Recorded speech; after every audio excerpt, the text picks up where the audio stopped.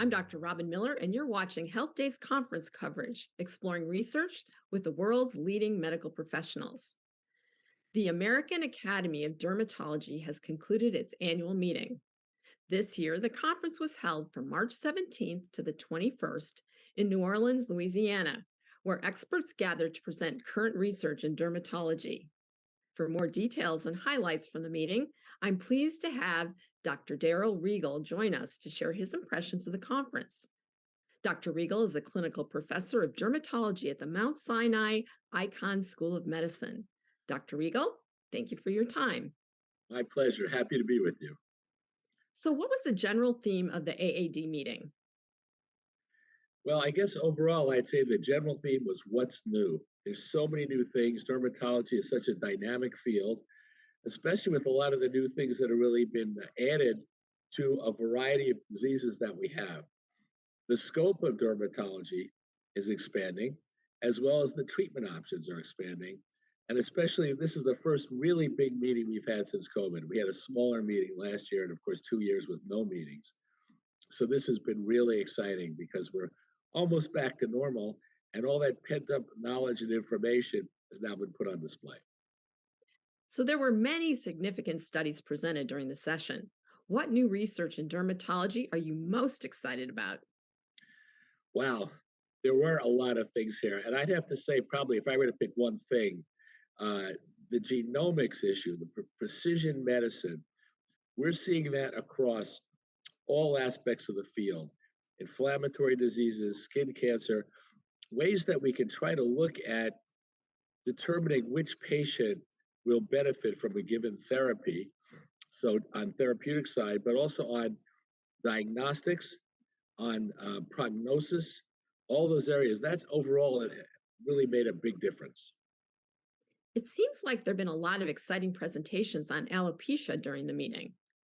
During Alopecia Power Hour, researchers pointed out that since the last meeting, the FDA approved the first treatment for alopecia, bericitinib, and more approvals are expected.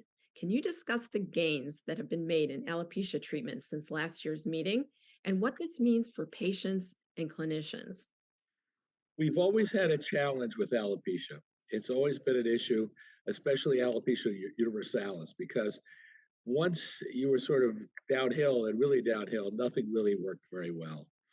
With the new drugs, baricitinib and others that are coming down the pike with the JAK inhibitors, we are seeing results nothing compared to what we've seen in the past. I mean, really amazing improvements. People with no hair being on these treatments for a period of time are growing significant amounts of hair. And it's not just in the scalp, but eyebrows, other hair bearing areas, which have been non existent, have really made a difference. I know we all have patients that we're seeing now with the results of this particular drug and more that are coming that really are getting regrowth. And it really makes a difference in their lives tremendously. So we're very, very excited about that.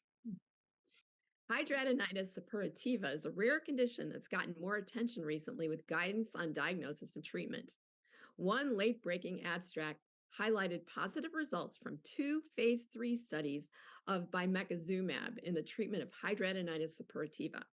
What's the significance of these findings, and what other exciting developments are happening surrounding hidradenitis suppurativa? Well, again, this is an area that's always been challenging to treat. It's another one of these diseases, and we haven't had a lot of effective options in the past. The biologics have made a difference. Before biologics, we could treat it with antibiotics, but eventually you get resistance because you'd be rotating over a bunch of antibiotics. Surgical removal of the areas. You think about everywhere you have a lot of sweat glands. If you had cysts, if you had infections there and they're chronic, it just became really problematic. And the surgery was big time. It wasn't little time surgery to do this.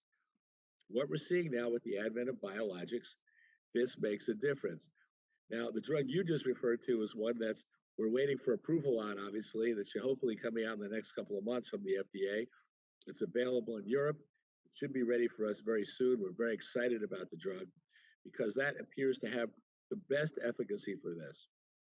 There are some current biologics that are out there that can be used, but this new drug looks like it's going to be the winner. Hmm. A study presented at the AAD meeting evaluated the risk of developing melanoma and keratinocyte carcinomas among adults with atopic dermatitis. The results showed that compared to adults with mild atopic dermatitis, adults with moderate to severe atopic dermatitis had significantly higher risk of developing BCC, SCC, and melanoma. How do you foresee these findings changing the consideration of skin cancer surveillance for patients with atopic dermatitis? Well, it's funny. We don't think about skin cancer as being having an inflammatory component or inflammatory risk, but it really does. And there's studies now showing, for example, that psoriasis patients have an increased risk of skin cancer, well, of all three types, all three major types. Um, for that reason, there's certain of the biologics are more recommended than others for patients with a history of skin cancer for psoriasis. So ustekinumab is one that's usually the top line one that has the least risk. And the TNF inhibitors are usually not recommended. They're almost contraindication for that. Okay, so that's in psoriasis. I think we're going to start seeing the same thing in atopic dermatitis.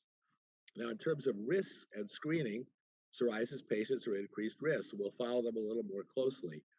Years ago, because one of the treatments was ultraviolet light, using light therapy, the concern was were they getting more because of the fact that they were getting exposed to UV light for treating them.